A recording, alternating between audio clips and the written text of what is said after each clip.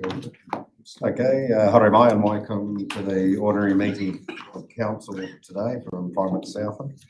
Also apologies, I have got Phil, Councillor Morrison, mover and seconder, and Roger seconder. All in favour, say aye. Aye. It's carried. Is there any declarations of interest? I don't know of any stage, and I don't know any public or petitions, deputations. I know.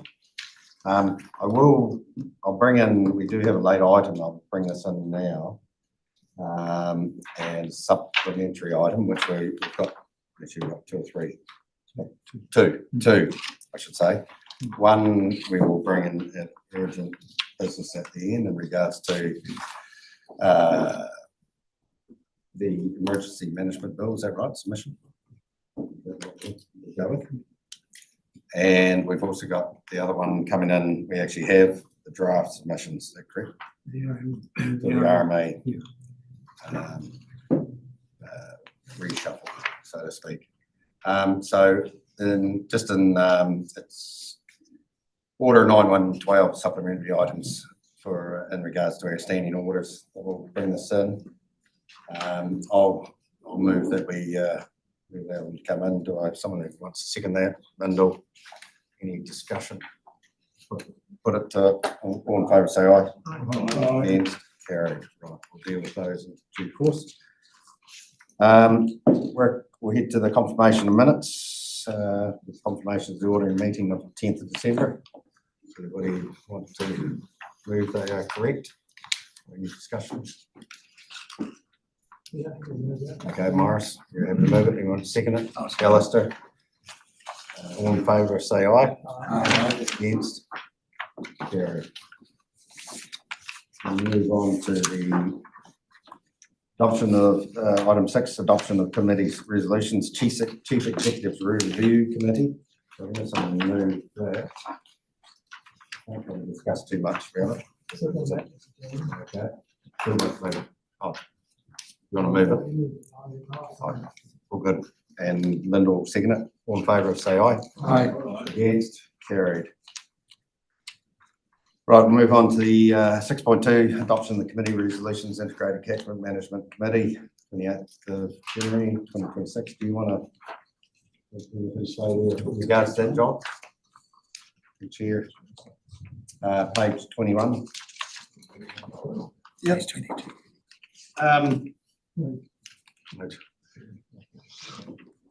Any questions? I think it's pretty straightforward. Yeah, it's all pretty well discussed. I'll move. You happy to move those? Yep. Paul, someone second it? No, Alistair? All in favour, say aye. Aye. Against, carried. We're going to move on to 6.3, adoption of the committee resolution, S&P committee.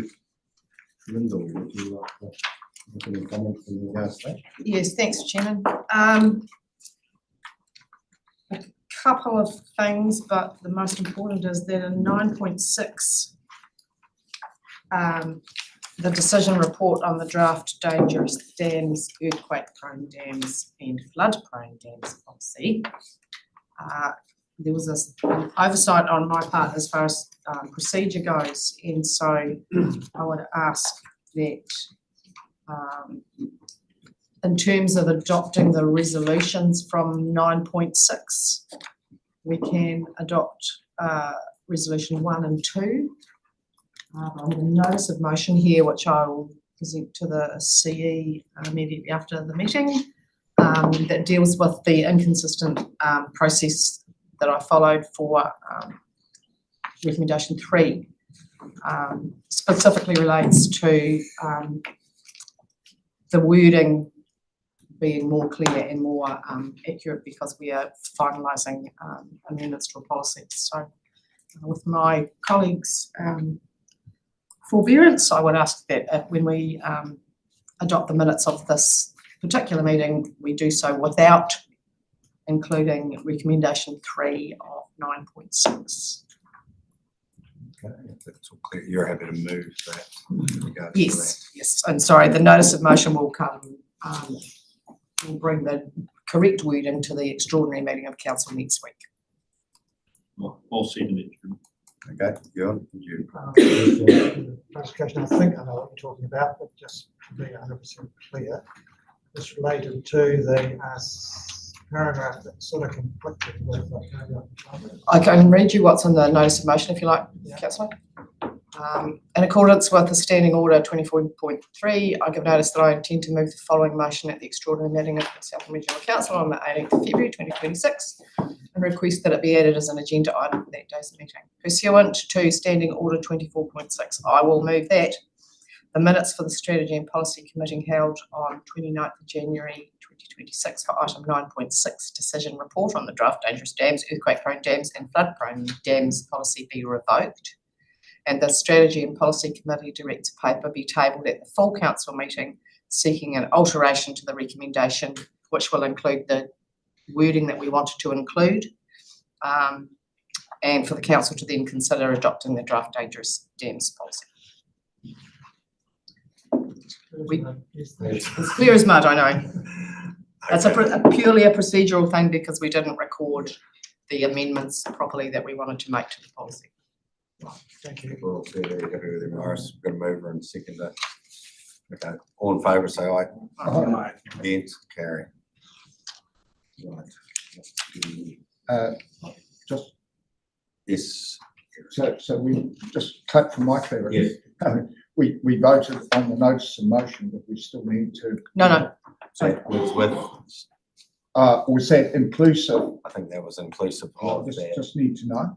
Yeah, You've I think. You've adopted all the recommendations of the S&P meeting except for 9.6, Right. recommendation 3. Thank you. Yeah. Good. So that was the motion that was on there. Notice of motion, Yeah, you've yeah. signed it. Yeah, I know I that. think we're all good. I think we just need to be clear. All good, so that's those done. And that's number 7 is what I was looking for before. We've already done that. There is a notification of extraordinary items which we have dealt with. Regards to that, questions, I'm not hearing any questions that have been posted. We'll move on to chairman and council reports. My chairman report. So, Lyndall, yes. Yeah, just to say that I represented the chairman at the memorial service for Sir Timothy Shadbolt. Yes, that's what I did.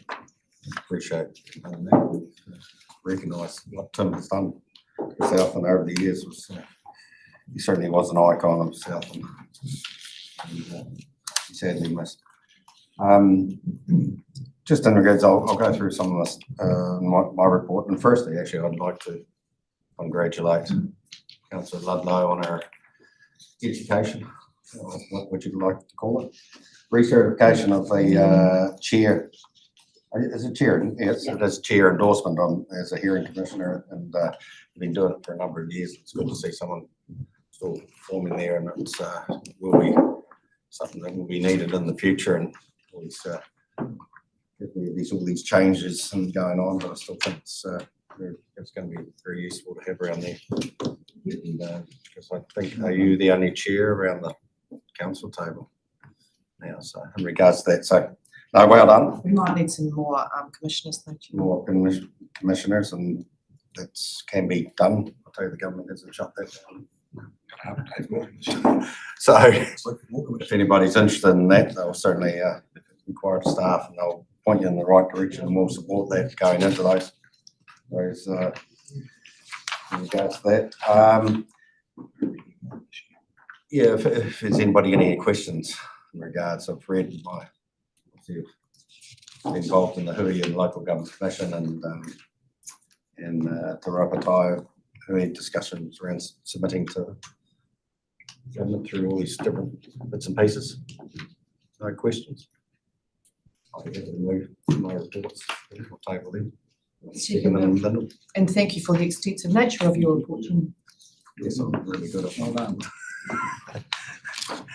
Yes, no, I do. It's good. Anyway, I'll move to that. And all in favour, say aye. Aye. Carry. There's actually, to be honest, I forgot. Anybody else have any other reports? They're going on. Getting too excited moving ahead. Anything? Nothing? Very quiet. Okay, all good. Move on to other reports and straight into the CE. Welcome, Rob. Thank you, Chair. Yeah, I'll take the report as read and I'll just pick up a couple of points in the report. As you know, there's been a strong focus on analysing, responding to the major government reforms that came out before Christmas. So that's kept a number of staff pretty busy over the last couple of months. So we've got the planning bill, the natural environment bill, simplifying local government, emergency management bill, and of course rates capping. And we're talking about some of those later in the meeting. All of which signal a significant reset for how councils operate and how we deliver services. So that's taken up a good chunk of time. So we've also been working at pace to understand these reforms and how they impact on the organisation, and also aligning with sector partners and also local stakeholders to ensure that the local perspectives are well discussed in our submissions and national discussions. We had a number of, we're obviously delivering on our core work programs as well. Essential environmental monitoring programs, such as the recreational water testing program, runs from the 1st of December through until end of March each year. We supported the recreational boating season and had some good reporting on that as well, which was good to see, and support for that. Significant farmer engagement, sort of also through our farm planning sessions, our winter grazing advice, catchment improvement, and community group fund applications, working with some of those groups, and the Tuku muster, and also attendance at catchment group functions along the way. Quite a bit of work. There's a lot of work going on that pest plant space and pest animal space, and also in the freshwater and marine biosecurity work programs. Continuing on our storm recovery, work with our catchments and drainage operations, and also obviously important is progressing the major flood resilience projects across the region, including the canal funded infrastructure upgrades, obviously important for the region, and also doing some work around that, learning from the land project as well, which is one of our priority projects. Engagement with communities has remained strong through this period. The number of summer events, shows and those sort of things, supporting bylaw consultations, promoting environment and water and environment safety, and also strengthening regional connections across Southland. Also doing internally, we're doing a lot of work around improving organisational systems, progressing recruitment and some in the priority areas, and starting some early work on the next long-term plan, which is zooming around. So, Chair, happy to take any questions. Okay, thanks, Rob. Is everybody very quiet? Just interested in the farm plan thing. You mentioned that you're still waiting for guidance. Has that not come through yet? I'll get Sam to touch on that. So, or is it Marcus, between Marcus and Sam? No, Haley's not. Marcus just brings the around. Yeah. It's not really just one of each other. I don't want to do it. Marcus will just explain the time.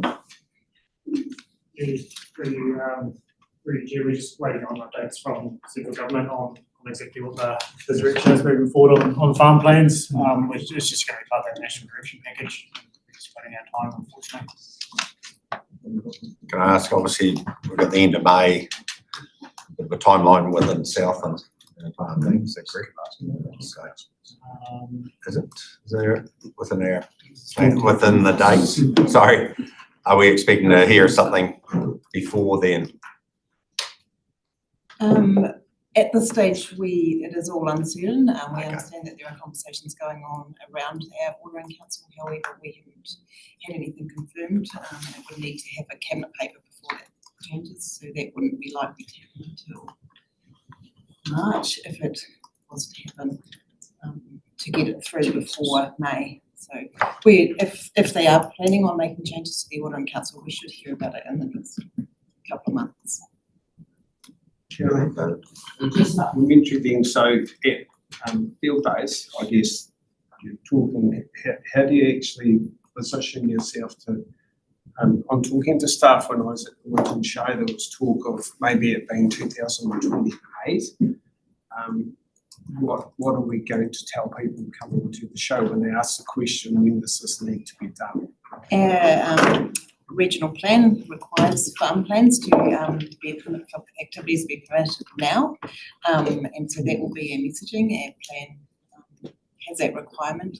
Messaging may not refer to the date, so any print media may not refer to a date. However, if people come across our desk with requiring a resource consent, or if it's a compliance regulatory matter, we will be requiring them to have a farm plan that is certified, and that will be part of the messaging that we're putting out. In the meantime, we are encouraging everyone to get on that pathway, get the farm plan developed now. If they've got a farm plan of some other sort, to start looking at how they may upgrade that to meet our plan requirements. So that will be the messaging. Is that fair? Sam? Through you, Chair, we can only work with the information we've got, and there's so many uncertainties. And we've got an obligation to communicate exactly the way that Liz has explained. It looked like the decision was imminent last time I was talking about, from your team, that although you had the May date, it looked like imminently it was going to get pushed back. We're not mentioning that at all now because we don't know. Is that what you're saying? I'd just ask a question in regards to look at the future and the RMA reform that's going on, just to clarify that farm plans are being mentioned and they are talking about certification of farm plans, is that correct? In the future, We or are know they- for certain that farm plans are going to be an important part of the new planning Yep. system that's come through the documentation that we've seen to date. However, again, obviously things could change through the submission process. In terms of certification, that sits within the regulations as opposed to through the Resource Management Act itself or the new regulations. So if there's going to be changes to certification, we haven't seen that detail in writing to date. Whether it's now or will happen, I'm just trying to reinforce that farm plans are here and they're staying. Yeah, regardless of whether they need certified or not, there Yeah, will be a that's another plan discussion. requirement. Alistair. Oh, we had confirmation from the highest guy in Southland that we would have an announcement by Friday on Saturday. You remember that, Liz? Sorry. So Holgate's going to come out. Yeah, we'll just have to wait and see. We understand there may be some messaging that comes out from the Yeah. ministers this week, but we aren't sure what that messaging will be. But we do know that our messaging will be that farm plans are still part of the system. They're a key fundamental tool in our regional water and land plan. And without them, we will have, there'll be implications on how we apply other provisions or how our appeal processes works. I'm good. Yeah, thank you guys. It's really good to hear the radio ads advertising that we're here now. And it would be good to get a report back, some sort of feedback on whether farmers are taking us up on that. Because it's really good messaging that I'm hearing on the radio and I think it's very positive, so good job. Our team is collating that information, so I'm sure that we can provide that at a further meeting. Thanks, Liz. Thanks, Chairman. I'm slightly reluctant to open this can of worms, but a different subject, so. In a run. Having prefaced it with that opening, Into the run. Lucy might want to. Just regarding the Kainoa funding and wondering what the hold-up is with the tranche 2 agreements, because I understood that, like many other things, that was also imminent. Through you, Chair. Excitingly, the tranche 2 agreements were signed last week Oh, by the chairman and by Rob on behalf of council. So that was Thursday or Wednesday. So since the papers obviously Yeah. went out for them. Yes, as of this morning, I sent them through to Kānoa, so I've got them. So there might, Chairman, if I could, there might be some clear messages for the field days from that agreement. Indeed. Fantastic. And so the plan through you, Chair, is to work with Sam's team and make sure that we've got some proactive press, as well as the Kānoa work that is going to be being shown at field days. So happy to talk about that now. We'll talk about it later, Chair. Yeah, and John's got a question. Yeah, just double checking that we're across all of the community that are intimately involved in whatever tranche 2 looks like.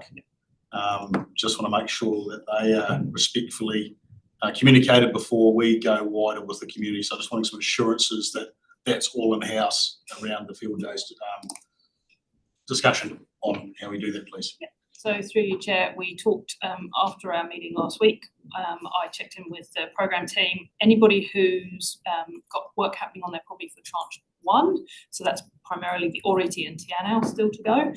All of them are being directly liaised with since the meeting that we had with the Catchment Liaison Committee chairs and Oriti committee last year, just before Christmas. So we've got those meetings, some were last week and some are today and tomorrow with the Oriti landowners specifically for tranche 1. So for tranche 2, we have been proactively engaging with landowners for where the early works are signalled. So that's the Matola and Gore piece around the gravel and the widening piece there that we've undertaken. So on those, we have been engaging with landowners, but we haven't engaged with anybody else for tranche 2 in terms of specifics because we haven't designed it yet. So we've been working with Oriti in the general way in terms of the optioneering, but we haven't got to a point where we know where we're going to be doing the work for tranche 2 on a parcel by parcel piece. So there's been connections on both fronts, but more to come. So simply should there be no surprises for anybody if they want to attend CMAP. And so through you, Chair, I've got copies of the map that will be being printed to go at field days to brief you on in detail later so that you can see how we've packaged that up so that we're avoiding that risk of people seeing big circles around their property and not being aware that work's intended there. So just to clarify, just to reiterate, someone's not going to come along and go, I'm in the middle of that big circle. And I don't know anything about it. Okay. They're dots on a map, Yeah. All right. identifying where work has either been completed or it's planned or where it's underway.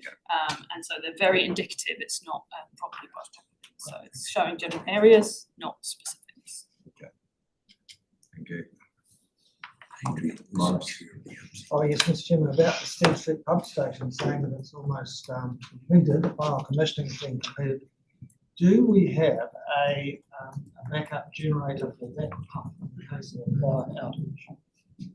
That's the plan. Through you, Chair, we have, we're sourcing one, is the short version. We put it into the bid for the tranche 3 work from Kānoa to obtain additional funding to support, but I've asked the team to rescope what the size and scale of it would be required, and if we've got capital available, we'll be prioritising it before we get tranche 3 work.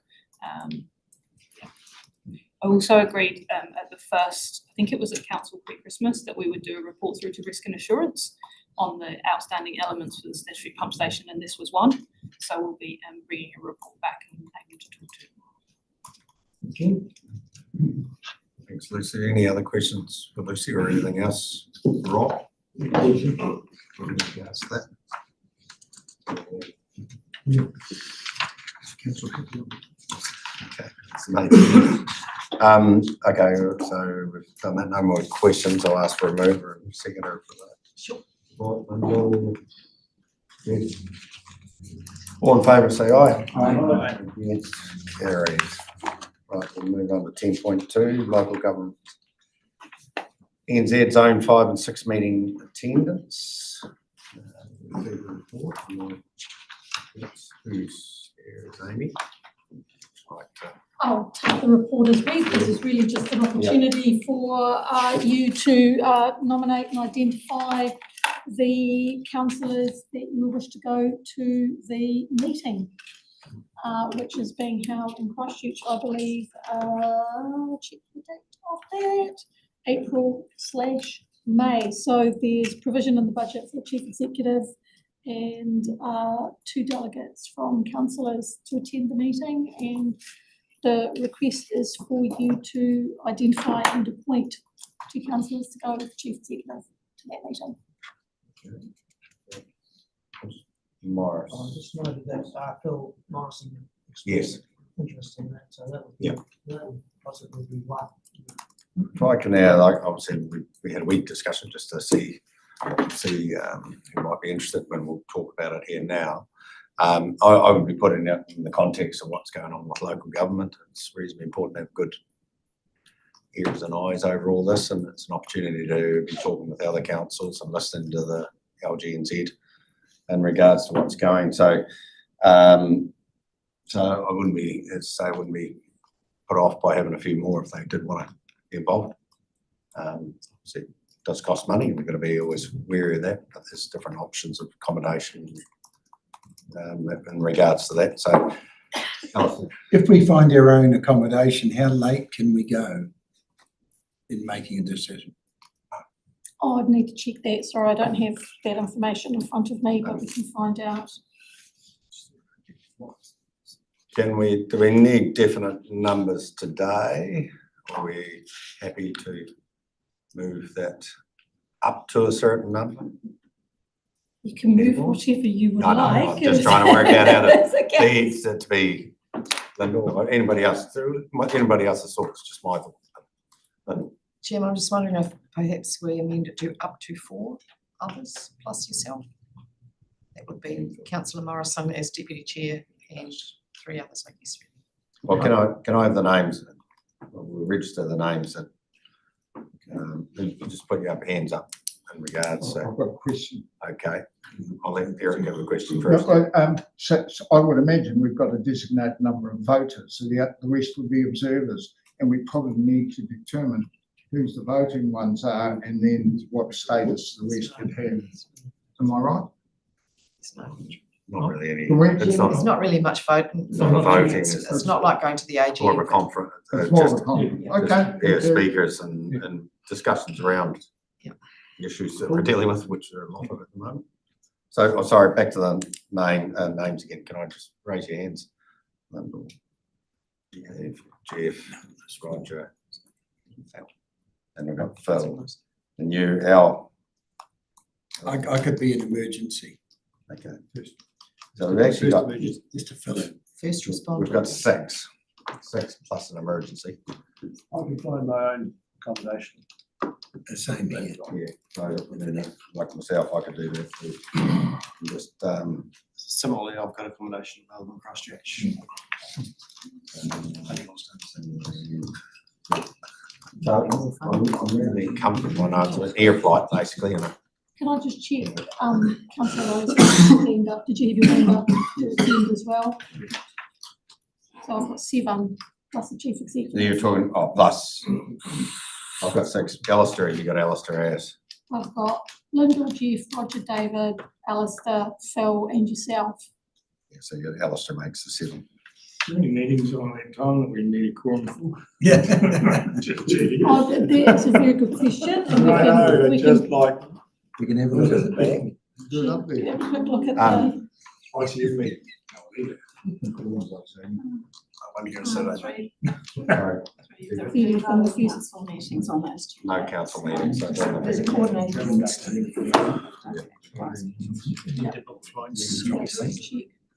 thing is, we need to book flight, yes, it's about booking the flights, getting Yeah. them. Yeah, the later you leave it, the more expensive it gets. Yeah. So I'm happy to move this.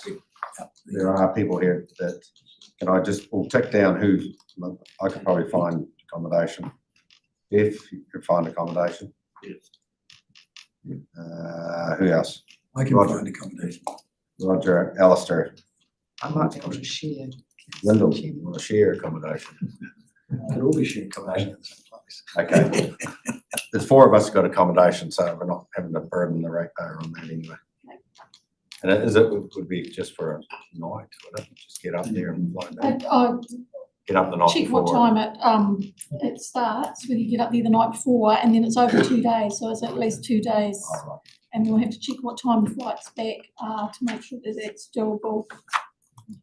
So it'll be 2 or 3 nights. I think that's too many. Hey? I think that's too I'm many. not- yeah. No. Yeah, there is an early morning flight and a flight pretty late back on the Friday, so we can get one night potentially and lights up on the Thursday. On the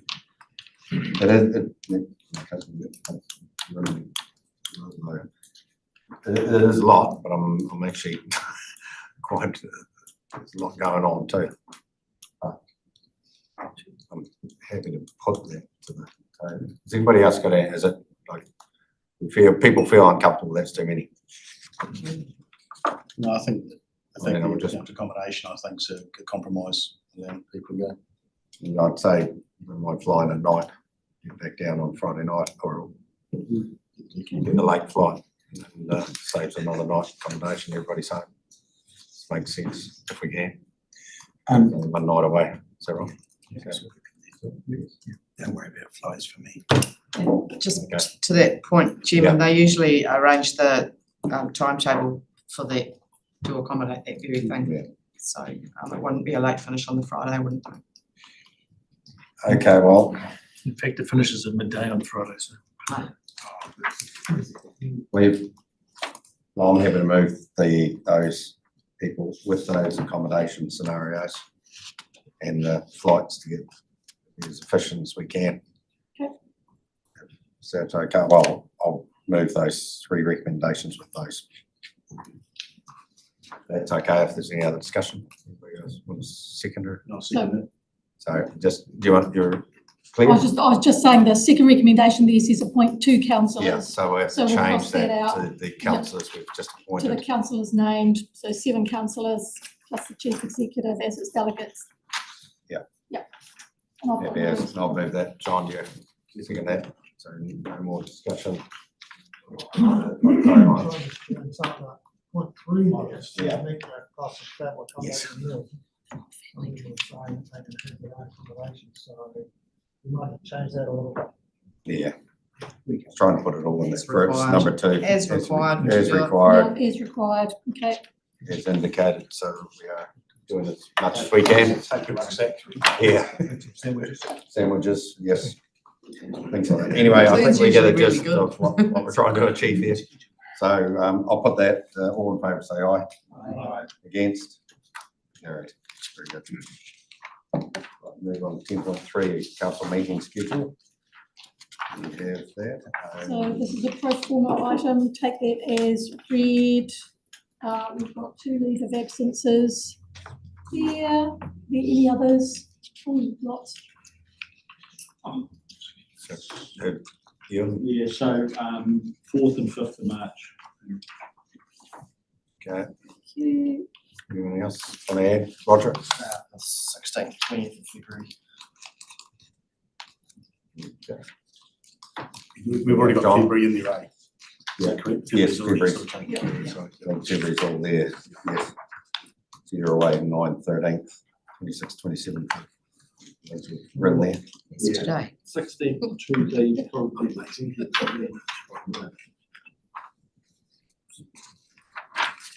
Where are you, Jed? Sorry, I didn't hear that.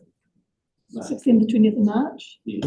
You were aware that the interviews with the chief executive are scheduled for that time. Okay, just making you aware. Okay. Yep. Okay. So has anybody else done any meetings or anything that's not there? Not represented. Should be or represented on bits and pieces? The only meeting that I'm aware of that I didn't see on here was this liaison chairs meeting, and often there was councillors there, so is that, I think it's the 24th, is that right? Is that of March or February? February, is that right? Is it? Is that the normal procedure that there are some No, councillors there? Yeah. Okay, we'll capture that.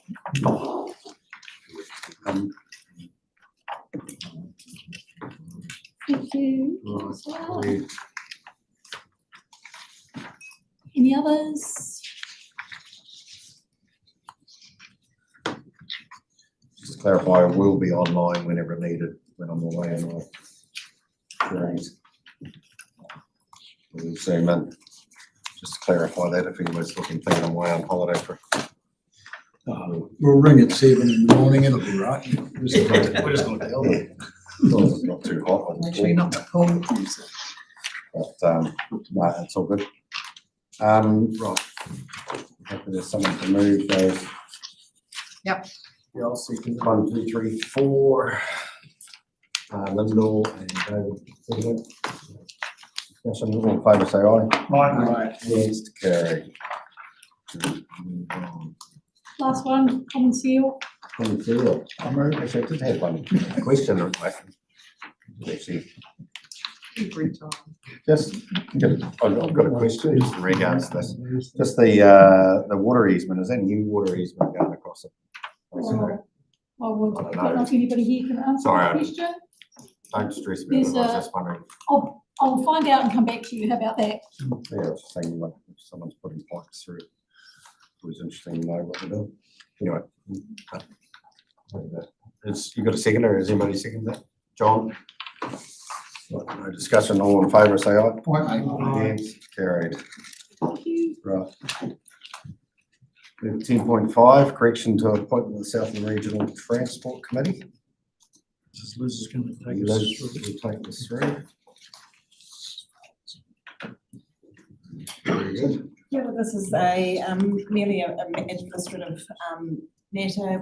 At the last council meeting, you appointed members onto the Regional Transport Committee.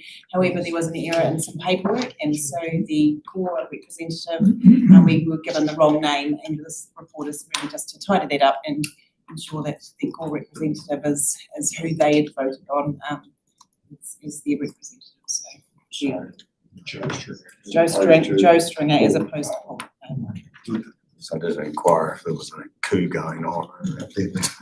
Sounded like it's all just paperwork. You're having to move, Paul. The second it. I just said those two recommendations are all in favour, say aye. Aye. Against, carry. Right, move on to 10.6. Marcus, take us through this. Very good. Marcus, you've got some change in wording for the recommendations too. Yeah.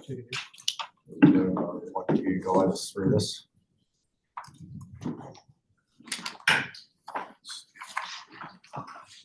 Certainly, thank you, Chair. I've got Shana with me as well, who's done the extreme amount of heavy lifting on this piece of work from prior to it coming out in December or November. Shana was already working on it, so starting to pull together a massive pile of work in terms of the resource management reform. So there's, as the committee or the council are aware, there's 2 new pieces of legislation to replace the Resource Management Act. They are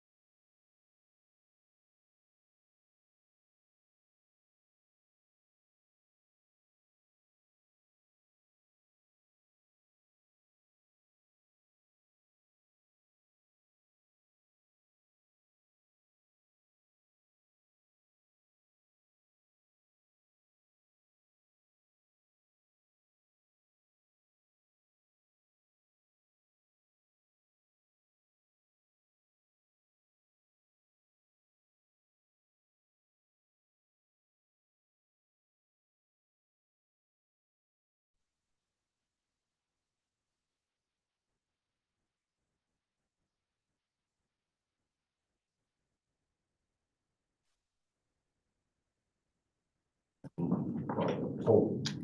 Moves, John seconded.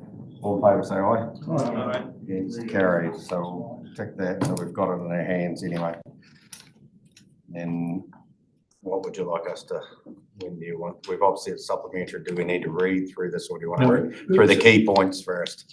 So the thing, I think what we decided was we'd Go through them. go through the agenda item. Yeah. And agree on those key points. And then we'll make in the recommendations, Yes. we'll consider the submission more fully after this and give any feedback back to me. Right. All right. Well, we close the play Wednesday. Reason board, do you want to go through all these in regards to, you want to go through all the key points? So Marcus takes us through the Yes. agenda thing. Yeah. You highlight the key points. Right. All yours. Sure, Sharon and I worked together through this piece. Sharon has been more close to the detail.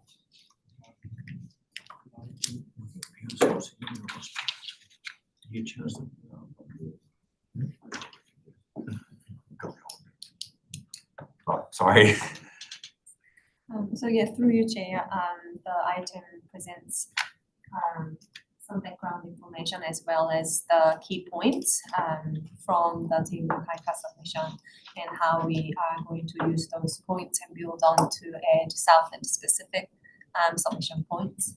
So in terms of process, we have been working closely with subject matter experts within the council and also have been using the valuable input from the regional sector as a whole, including other councils, and had huge support from internal staff and external consultants as needed.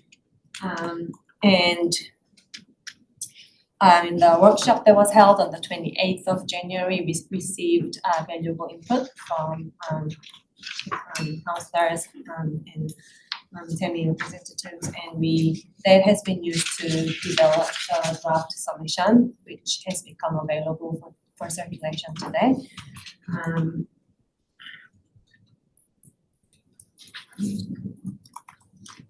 And it will be worked throughout this week to further incorporate further input and make final refinement to the format and structure. So there are several topics that have been covered in the submission, and I will just take you through the key topics that we have already discussed in the workshop. So the submission touches on the broader framework of the legislation, how the system is being structured into two bills and what implications arise out of it. And spatial planning as a key topic. Environmental limits. Private property rights, including regulatory relief regime, has been a point that we have paid a lot of attention to in drafting the submission, and rights and interests is an important topic as well.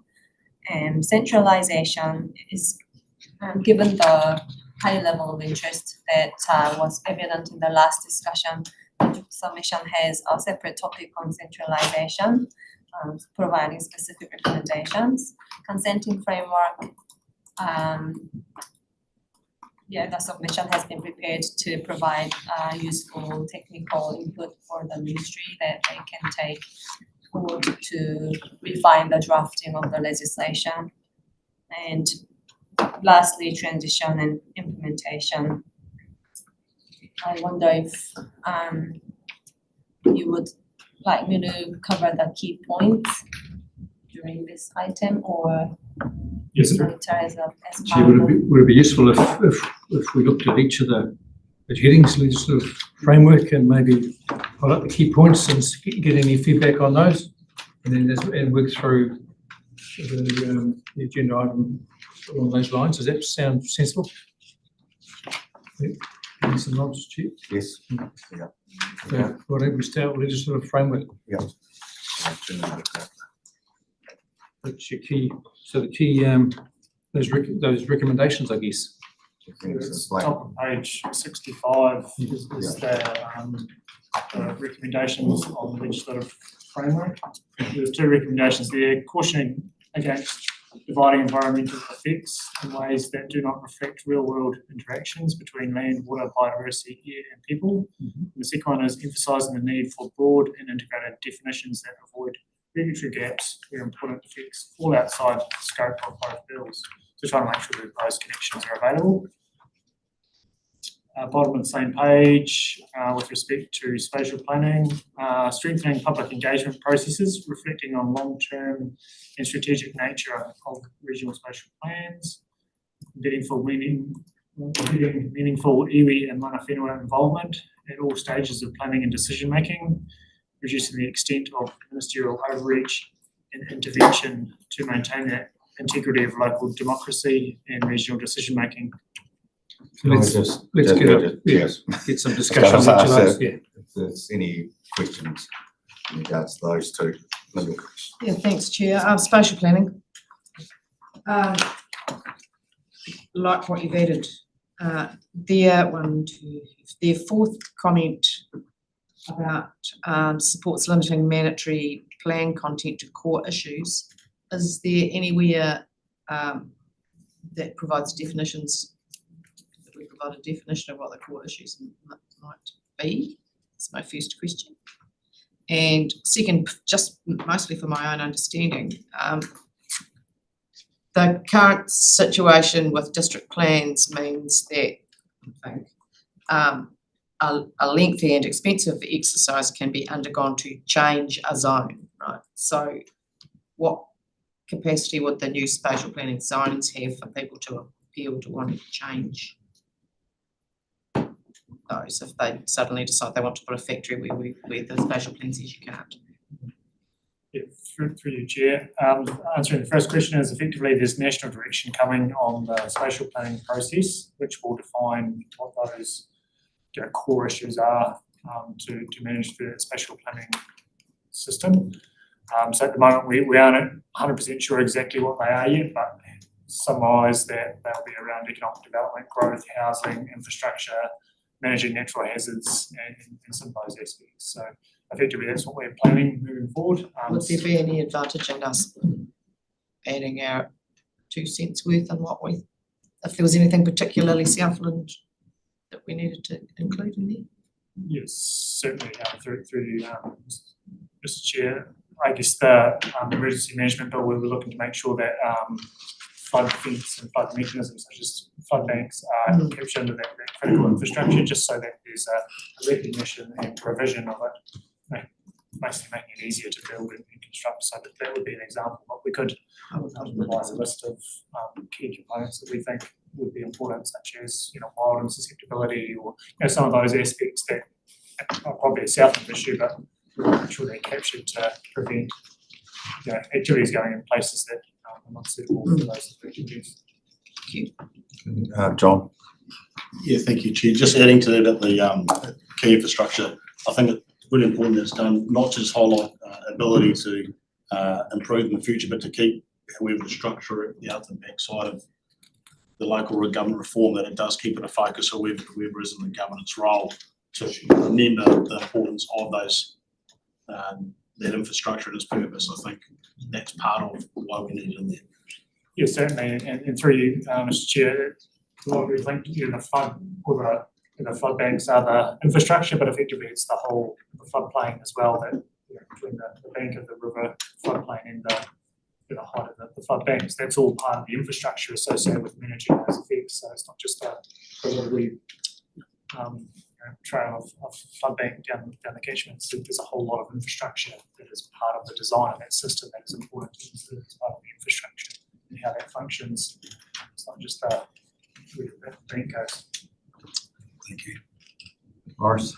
Peripheral vision, Mr. Chairman. These glasses, I can't see. The third bullet point there on page 65, I just wonder if that might be seen as a little bit subjective when you talk about ministerial overreach. it might be better, I'm just suggesting these words, might be better to say, to lay that out, and say limiting ministerial intervention so that the integrity of local democracy and decision-making is maintained. That's the important thing, I think, isn't it? Yeah, I Maintain think local that's democracy a little nicer. and decision-making. Is that a better way to word that? I'm just a bit worried when you talk about ministerial overreach. Interesting now what it is here. I'm okay with them being offended. Yeah. You got that? Can you repeat the wording? I can email it. Right, that would be perfect. Yeah. Thanks very much, we can capture that. Okay. So a couple of points, you'll move on. Yep. Over the page. Moving into the next section, environmental limits. So limits should, where possible, be set before regional spatial plans are finalised to ensure that growth and infrastructure decisions are grounded in environmental bottom lines. Regional councils should be able to use a full range of tools at all times, not only after a breach has occurred, so that proactive management is encouraged. National standards for resource allocation must address fairness and equity, including impacts on Maori interests and communities that rely on natural resources. Methodologies be developed with an expanded focus on environmental outcomes. Competitiveness in the international market be considered when developing the relevant policy framework. Greater consideration for Southland's context, where a degraded baseline is not acceptable. Communities should be able to strive for improvement from status quo. John? Yeah, how do we do provisions for insetting within property boundaries around that? Because it is an offset for a limit. Is there a way of sort of making sure that's part of the decision making around limit setting that, you know, people might have the opportunity to have an inset rather than write a check out for an invoice if that's where we're heading? Through solutions, that type of thing. Through your chair, just not sure what insetting, can you explain that? So say if nutrient, say N is a limit in the tender process, however it's shaped, and you have an opportunity to attenuate that water or capture, like at our property, we're capturing underground water that community all feeds into, and we're through that wetland development, it's actually giving attenuation for the nitrate to be removed from the water before going to a larger body of water. So I see that as an inset because we're doing that inside our farm boundary. So that there needs to be that opportunity to do that to actually have a proper outcome for why we put these trading schemes in place when it comes to limit setting. And I know I'm joining the two, but we do know there's a discussion in the legislation around a trading platform of tender process. So if we don't have the right framework, it becomes like the Murray-Darling, where whoever's got the biggest checkbook gets access to that resource and doesn't actually protect the resource. So there has to be an ability for people to be able to improve that resource outside of that track. Sort of, you can see my linkages. I'm trying to make sure that is an ability for landowners and such like to connect with. Yeah, certainly, and through you, Chair, it's a really valuable approach that could be incorporated in, I guess, a number of ways through the planning system. I guess the spatial plan potentially could capture some of those aspects and go, okay, here's some opportunities to manage our environment and improve the environment.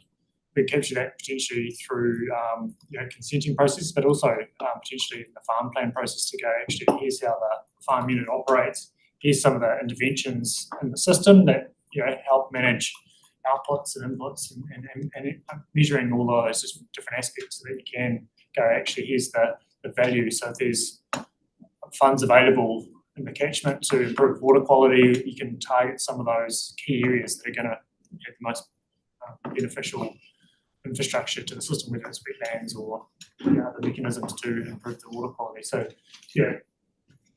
I would hope that the system would be able to incorporate those aspects and be able to capture them and demonstrate the benefit of those through the whole catchment, but also recognise and fund hopefully that more of that work elsewhere in catchment.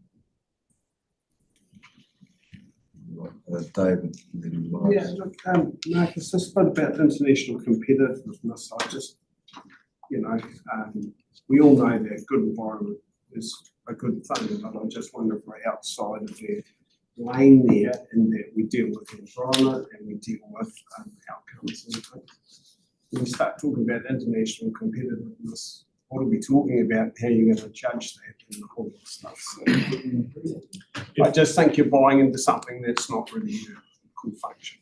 Yeah, through you, Chair, effectively that's in there to, I guess, recognise the sense that high value international markets are demanding a high threshold for environmental concerns. So I guess it's trying to draw that linkage with if there's a standard or a high level of outcome on a farming system or through an industry with a New Zealand standard or some sort of higher benchmark, then that usually comes with a higher price in the markets that are purchasing that. So having a good product or generating a good product is reflected in the market you get, and therefore the income generated for the system. So I guess trying to draw that linkage.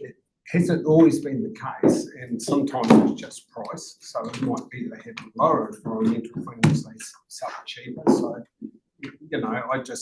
I understand the linkage, but I don't think it's something that we should be putting in. Yeah, point there too. Morris, sorry. Well, is that something that others agree with? Should we leave it out or leave it in? We'll just discuss this before you, Morris. Just Linda, what have you got? Mine is about that. Okay, yep. I would disagree actually, because the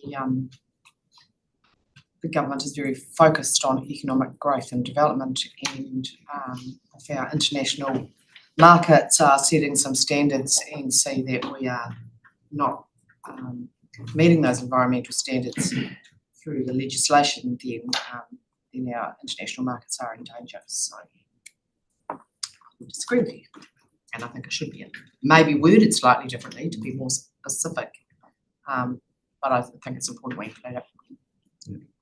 Jeff. No, I suggest that, look, it must be up to private enterprise more than the council to have those higher environmental levels. And if any business is going to be rewarded for greater standards in the environment or climate change, whatever it may be, it's up to that private enterprise, I think, to worry about the competitiveness in the marketplace. So, yes, I realise that there is a linkage there, Marcus, without a doubt. But at the end of the day, I'm not sure we should be focusing too much on that. Through you, Chair, I guess the only other thing to note is, I guess, the tourism component too around Clean Green New Zealand, and it's not just, I guess, from an industry perspective, but also the tourism perspective as well as to the environment, as to what the brand of New Zealand. So just want to add that in. I'll just add my 2 cents worth. The reality is that everything's about the international market, whether it's tourism.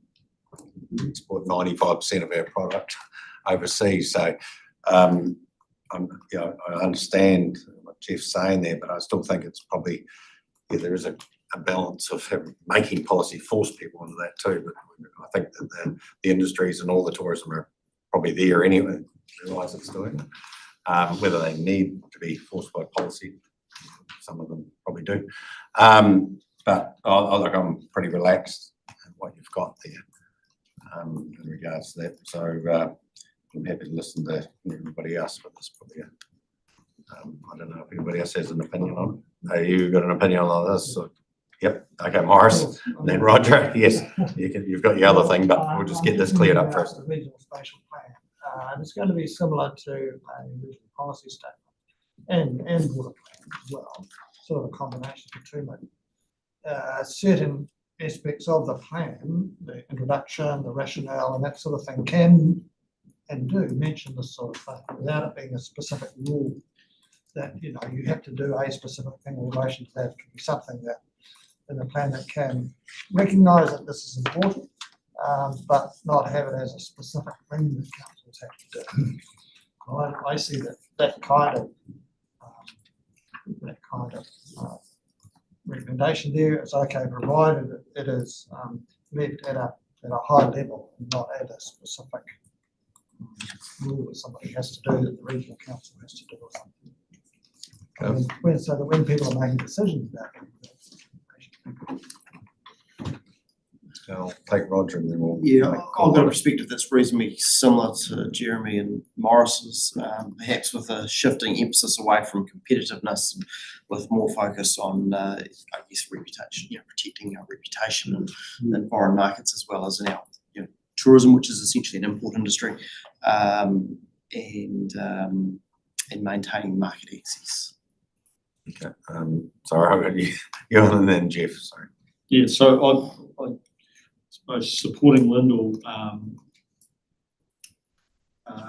but in respect to the fact that actually how we word it, I think is absolutely critical. Marcus. So yeah, and I did think about that. I did have some wording in mind, and then it's gone again. So perhaps we'll come back to it. Right, Jeff, and then we'll. Thanks, Look, I suppose my deep-seated concern there is that the council doesn't try and elevate the bar for any environmental concerns or anything else over and above what most of our markets demand. So that's probably where I'm coming from, because if we have that bar set at a reasonable level, and the market is going to pay more for a product from wherever it is, it's up to the private enterprise to elevate that bar themselves, I think. So it's more around just where the council sees that environmental bar set, I think. Okay, we've got Lyndall and then John, sorry. Yeah, thanks for the second bite. I think we need to remember that this is a submission about national a national bill. And so, notwithstanding your valid points, gentlemen, if a foreign market looks at our national bill and our national act and sees that we have lowered our environmental standards for whatever reason, that will endanger your private enterprise, because they won't dig down necessarily into some of the private enterprise aspects of it. So just reminding us that this is about what will become law, and keeping that in mind, and as a bigger picture of how the rest of the world sees our very small market, but nonetheless important, is really important. Thank you. Thank you. I just want to point out that around markets versus local council making decisions on standards. Look, Appendix N in our land and water plan, it creates a challenge, but it's there for the improvement of water quality. I would struggle to find a market that would actually have us focus on that. I think if you look at all the processing farm plans, they're very much focused on emissions. And I would argue that their calculations linked to product but actually don't serve to improve water quality. So I'm neither here nor there, because I don't believe markets actually bring the exact response that's required at a local level. But it does need to be noted we are reliant on those markets. Thank you. Yeah, there's actually quite a bit of, I don't know whether there's difference, but caused quite a bit of discussion. I'm just in there going, trying to understand it. I get a feeling I'm actually almost going saying, do we need Jack here about talking about international markets, competitiveness, where we've got the rules, we're doing what's right for New Zealand as such. And the markets will drive this anyway if they wanted to drive it. But we're dealing with it internally. I'm just trying to work out why we need it now, or of course, when you look at all the discussion going on, competitiveness or the international market, it may actually confuse the discussion a wee bit. I don't elevate it and make it a little bit more broad, so there's room for a little bit of flexibility between perspectives.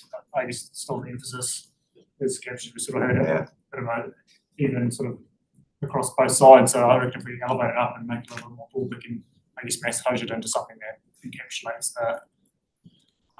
Do you need to keep Run that past us. And we're definitely, like, I don't think, and nobody's disagreeing with, we're gonna have it's just hit at the edge and comes then down to actually, detail. we're always gonna get attacked if there's little hole chinks in our armor. But it's actually just trying to understand how that's worded. And whether we're quite should be there doing that. But, so apart from that, I'll leave it with you to see what you can spit out. Mr. Chairman, Sorry, I'd Jim. like to just make one comment, just removing that word competitiveness. I think that just needs to be International market. international market to be considered. Yeah, it's a competitiveness sort of. It's us to be. Anyway. Right. Just, can I just ask, Morris, you had another, you're right? In regards to that, so. Okay. Moving forward into Yeah. property rights, Chairman, private property rights sit alongside other fundamental rights, including the public interest in a healthy environment and the rights protected by the New Zealand Bill of Rights Act. And opposes the regulatory relief regime in its current form because it could create an unfunded mandate on ratepayers and undermine the achievement of environmental limits in spatial plan directions. Okay, so we're gonna did go through this the other day, so we're all.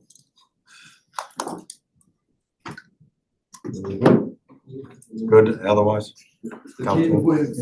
Aye. It's a can of worms, I think. It's Yeah. a conflict all through the whole thing. I think the original idea was to stop the silly stuff that happens in some councils that comes back around the colouring. You can take that both ways. That if we don't stop it, then it will carry on and it's silly and cost. And then on the other side, you say it could be, but then it might stop people going down that track too. So, yeah. Okay. I'm a bit each way on it actually. I'm not directly opposed to it at all because I think there has been some very bad examples through the country. So, But each way it stays, so. Yeah, I'm in favour of what you've written, actually, particularly point 2 about opposing regulatory relief regime in its current form. Because as we are familiar with, there are lots of fish hooks in there, and there is real potential for unfunded ratepayer input into maintaining some of those things in the long term, in my view. So I'm happy with what you've got there. Thank you. Okay. We'll just leave it as at the moment. We'll go, move on. Sounds good. To Te Tiriti o Waitangi and Maori rights and interests. Meaningful Mana Whenua participation, expanded to include early iwi engagement and national direction development. Legislation should explicitly enable and protect bespoke joint decision-making agreements, including granted iwi representation on spatial plan committees. The system also needs to operate Te Tiriti clause, or needs an operative Te Tiriti clause that applies across the whole framework. Consenting changes risk excluding mana whenua. The consenting framework should better recognise cultural effects, cumulative impacts, and retain flexibility for mana whenua input where appropriate. Certainty for treaty settlements during transition. The legislation must provide assurance that treaty settlement redress will not be undermined, diminished, or rendered uncertain both during and after transition, and must uphold the full and final nature of settlements. Ngāi Tahu context requires stronger recognition of rangatiratanga. Bills must go beyond merely upholding treaty settlements and actively reflect Crown commitments under the Ngāi Tahu Plain Settlement Act, including recognition of mana whenua rangatiratanga over their takiwa. Loss of Section 33 style, transfer powers reduces partnership options. New system should clearly enable the transfer or sharing of functions, powers or duties within iwi authorities, where councils and mana whenua mutually agree this would achieve better outcomes. Flexible plan making timeframes and templates. Greater flexibility is required to genuinely reflect local context and to support mana whenua participation at a strategic level without undue reliance on justification reports or ministerial direction. Ministerial override powers undermine local partnerships. Strong safeguards are needed to ensure that local partnership agreements are not overridden without transparent justification and engagement with affected mana whenua and councils.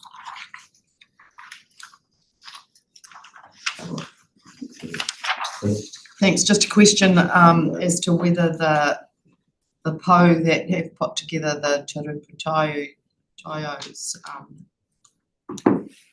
thoughts and recommendations have been checked and are in alignment with these. Through you, Chair, this is a direct transfer of that, where that landed. Thank you. So just to clarify, so all the councils they sort of absorbed recommendations or similar? Through you, Chair. So what happened was the Turuputai PO met and discussed the submission points and provided a common set of potential submission points to each of the signatory councils in Te Ao Marama, and then it's up to each individual council and organisation how they use those, but the PO itself, as a group of senior staff, had certainly reviewed and come up with those submission points together. Yeah. David? Yeah, look, I have a bit of a problem with the cultural effects. Given that wastewater all over the country, down here, a whole lot of it needs reviewed, and agricultural effects, none of the systems are currently meeting the cultural values.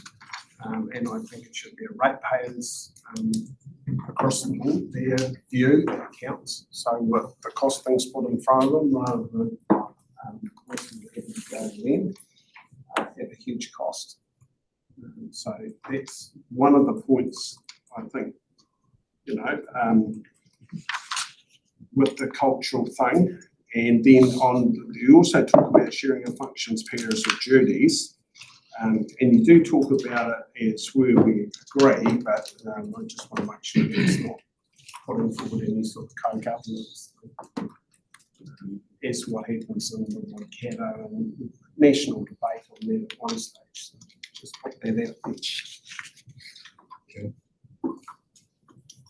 Comments in regards to Rachel? Through you, Chair, yes, just to respond to the second point initially, the proposed thinking around that one was not to remove any options that are currently on the table. So we've had the ability, although it hasn't necessarily been utilised, if we wanted to transfer a function, we could do that under the current RMA. So it was about, I guess, maintaining those options rather than creating new options per se. The first point around cultural effects, so again around, I guess, being able to consider all of those effects rather than taking them off the table. So that was the thinking behind those two. Okay, Jeff. Thanks, Mr. Chairman. Yes, there's just, I've just noted this consenting changes risk excluding mana whenua. I think the objective of this RMA reform is to enable a more simplified consenting regime, isn't it? And there's probably been in the past cases and fears of iwi holding up consents. So I think we just need to be, recognise that aspect of it.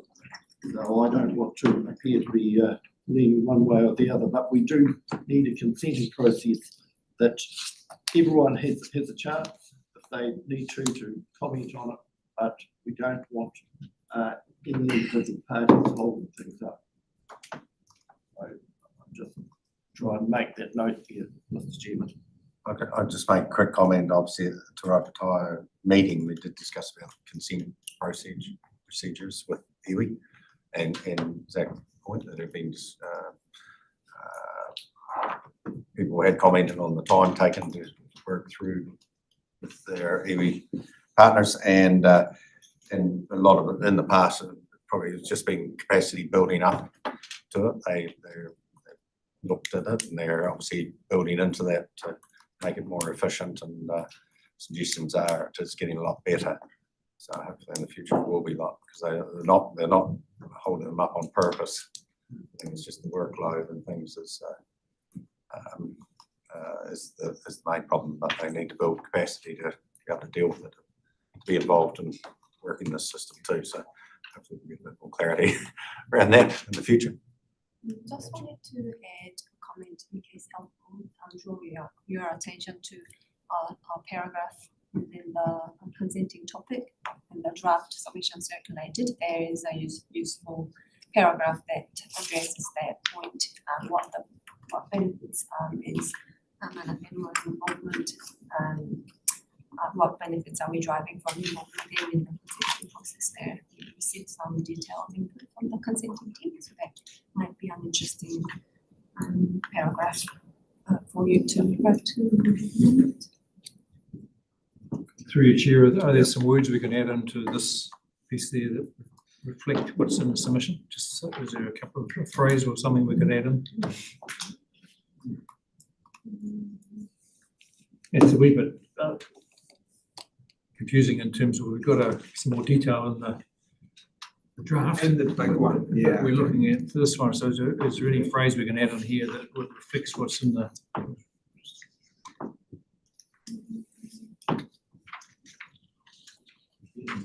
Yeah, I think through you, Chair, it talks about the treaty settlements during the transition, so I guess it's already the written settlements as opposed to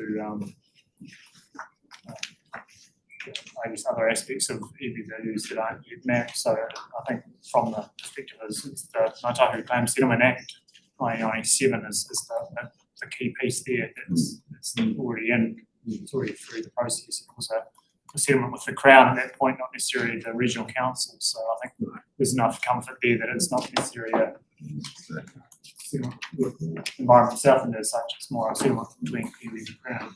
It would be recommended that they are upheld through the transition process. So if we added something like agreeing with the need to uphold existing treaty settlements, would that do it? Yeah, well, I think that's already, yeah. It's already there? Yeah. Yeah, it's already got it. Excuse me, just on that very point, actually, I was going to ask you to take off during transition in the clause at the beginning, because actually certainty for treaty settlements. Both, and you mention it later, during transition and after. We just want certainty for that treaty settlement. So Marcus, do we need that second bullet point?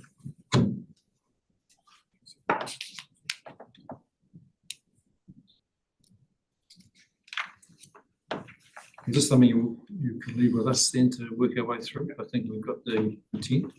Yeah, and Chairman, retaining flexibility for the input means that if we're allowed to, we can work that for our own community,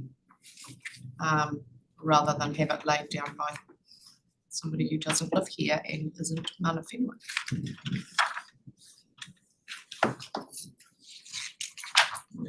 And we're fortunate to have Mana Whenua input into our strategy and policy and potentially ICM, I'm assuming. So Can I ask, most people will be comfortable with what's written here. Mhm. So I'm just getting a feeling. Yep. We need to keep moving, but unless Just points for clarity, taken. All the councils have met and Yeah. Mana Whenua have gone over this and they're all in agreement. And this is just our part of the process to accept this. Yeah, so. And the reality is there's the Ngāi Tahu Claim Settlement Act guides us, it's law, it's legislated, so it's a comparable document of what we have to do. It's not us, it's go with the Crown as mentioned, that's what's going.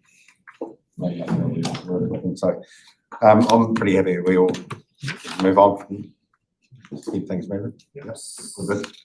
Centralisation, reduce the limits of ministerial intervention powers, in addition to clearly define criteria when powers can be used, in transparent processes, stronger requirements to consult and work with councils when developing national instruments, that the sector needs greater certainty about where councils retain discretion to adapt national direction to local needs. Yep, so here. Sorry, I understand what you're saying. I think that the key issue for me here is there needs to be a demarcation between where central government has a say and where local government doesn't. And that needs to be defined. And at the moment, it's not. And I think instead of saying, I kind of like Morris's words, more limiting, but I also think we need demarcation of where the lines are drawn and who makes what decisions and what those conditions are.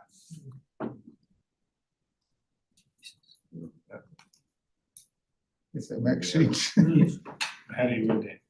Sorry? Yeah. Well, leave it with them. They're the brain's trust. And Quite a define, relevant point. So define happy with powers. getting something there. Everybody happy with that? Yes. Just put and define, reduce the limits of ministerial interventions. Yeah. Powers and define. Or, no, I like the word limit better to the defined role. Yeah. Okay. Because we actually don't know what it is intended to be at this stage.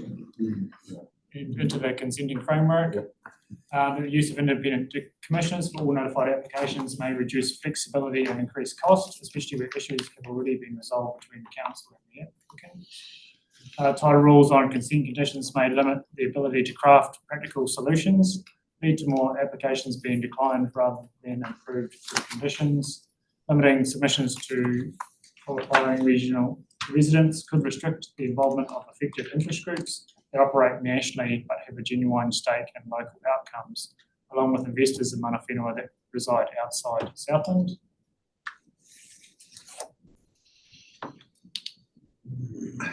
I had a question on, just in regards, obviously those interest groups have a genuine interest. What the genuine interest is sometimes, me personally, but just to define those sort of things, Lyndall, so. I'll To put that out partially there. answer your question Yeah. from my brain is that some national organisations don't have offices based in Invercargill or Winton or Gore. Or Tiano, sorry. So that's where the scope of it for me is. There might be a group that is based in Dunedin that has a particular interest in something that's happening here, but they're just not based here. I'm not suggesting that we should be getting submissions from people from Canada about their cat. Yeah. We do, I suppose I'm saying, there has been the odd Auckland submitting Auckland ratepayer or homeowner or living in Auckland submitting against, just generally against any certain type of consent, maybe farming, doesn't like farming, and trying to, and then doesn't do any more input into it, but it just causes that sort of churn. It's been tiring. I understand exactly what, but I know what they're trying to trying to restrict it. I don't know if you can define it a bit better, but once again, I'm happy with it, but I mean, it's one of those things I know it can be a bit annoying for the consent holders and that trying to work with locally with locals regards to that. But yes, Morris, want to throw it at me. How much of a problem is it at the moment? I mean, it's very tricky saying, well, if you live in Auckland, then you've got an interest in the environment nationally, and you want to make sure that water quality is improved everywhere, you should submission. But I know there are vexatious ones. We should put in vexatious submissions, not. Fixing It's probably not a big problem, but I know it's just probably frustrating. I mean, I agree with you. Frustrations with public consent holders trying to sort through things. I guess through your chair, it has been instances where it has got way out of hand on people having input that don't live here, never came here, but want to have a say in that. And even in Auckland, actually, if they've never been here and not participating, adds a lot of cost and time to the submission process, and that's what we're trying to get on top of here. So I think that's got to be reflected in here somewhere. So maybe that's it's important. Yeah, I don't think we're going to change what you've read anyway, Roger. Yeah, look, the perspective I've got is that this is kind of dangerous ground where suggesting that we're going to limit people's ability to engage in the democratic process. And I am not sure that it's solving an issue that's particularly big. And I'm not, I don't see it's particularly helpful, to be honest. All right. We'll go into the last section and then we'll jump up to the recommendations and make sure they're accurately reflected. So transition and implementation proposes the proposed transition timeframe as it was too tight to support effective delivery without undue risk or cost. Also extension to allow robust planning, meaningful engagement with EB and communities and realistic sequencing of tasks. The national instruments be accompanied by clear implementation feasibility assessments, including consideration of council capacity, funding needs and regional variation, supports the statutory advisory or co-design role for regional councils in the development of national instruments, recognising their central role in implementation. So it's just about how do we get it in, how do we make it practical and affect the needs of the region. Yes, all good. Cool. So just circling back to the recommendations. So effectively, the fourth recommendation delegates the Chief Executive of Environment Southland Authority to make minor technical and editorial amendments to the final submission following endorsement of the draft submission to the separate supplementary items. So I just want to note that for consideration of councillors. And also, I think because we're circulating the draft submission, enabling me to make it, to incorporate any feedback from that into the final submission as well. So that would need an insertion somewhere here around to incorporate any feedback on the draft submission contained in the supplementary report. So can we? Is it some words? Is it sensible? It works. Yep. Okay. Yeah. So just go through these recommendations on just so we can still do to improve the development of that, which we are doing. Based on key points outlined in this report, adopt the recommendations on the report below and acknowledge further improvements will be added to the which now acknowledging will change more based on the information we've just received when you delegate. Yeah, so I mean they're all pretty relevant, is that right, in regards to what we're doing? Plus and five. So to incorporate. Incorporate. Yeah. What are some words, Deborah? Can you get some words there? Rachel supplied us with some words, so Okay. that number 4, recommendations be amended to redelegate the Chief Executive of Environment Southland Authority to make amendments to the final submission based on council feedback on the draft submission contained in the separate supplementary item. This feedback is to be provided by close of play on Wednesday, 11th. So you need more feedback on that. So you will still take feedback. I think we've got 99% of it. Pretty good. So we're happy with those 4. We're still going to do those 4 recommendations. Yeah. That's all comfortable with that. Okay, we've moved Oh, we've done the first one anyway. Sorry, Chairman. Yes. Do we need to move to change the 4th recommendation first Oh, yes. separately and then? Can we do, okay, we'll move set 2 and 3. Mover and seconder for 2 and 3. Okay. Second, all in favour say aye. Aye. There'll be some trust. On recommendation 4 with the amended bits and pieces. I'm happy to move that. Remove that, Paul. Roger, second that. All in favour say aye. Aye. Against, carried. So it's all clear? Is that all right? Very good. Out of that. Thanks for reading.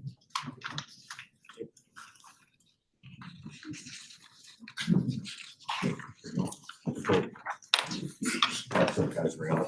Don't ask me, I made a mistake in my own meeting. Looks clear to me. I'll take the blame. Right, we'll move on to, how we go to it? We don't want to. We're ready for the next. This one. Oh, you want that one? Okay. Just looking at that. Right, we'll have 10.7, I take it. Approval of the rates cap proposal. We received the report and. This is retrospective, I think Yeah. we've just got approved, looks fine, I'm happy to move those recommendations. Okay, I'll put a mover, I've got a second there, John. Is there any discussion, just to clarify that, it's in retrospective anyway, we all happy? All good? Right. I'll put that, all in favour, say aye. Next, carried. Sorry for the letter. Say a word there, Marcus, you're all, before the thing through it and done. All good? Right, here we go. I mean, okay, right, we're into extraordinary. Well, we've got Yeah. Supplementary. Just get my agenda what's my- Could we not agree to add these to the agenda? Yes, yeah, we're into the extraordinary. Just make sure I'm on the right item. Sorry, you with me? Yeah. So we'll move on to that, the extraordinary item around the supplementary report in regards to the emergency management bill. Marcus, what do you want to? This is where we're going to do a bit of reading, are we? So, Chair, what we think is a good idea, if we could adjourn the meeting at this point, and give you time to read the report, supplementary report, and then we'll come back to it. And then Marcus Yep, can 15 minutes. monitor and get feedback and endorse with any changes. Sounds good. Right, I'll adjourn it. Are we all happy? Two supplementary reports. Just the emergency management bill, Emergency not the big fat one. One, two, Chair. Yep, okay, I'll adjourn the meeting and that, we'll be back at the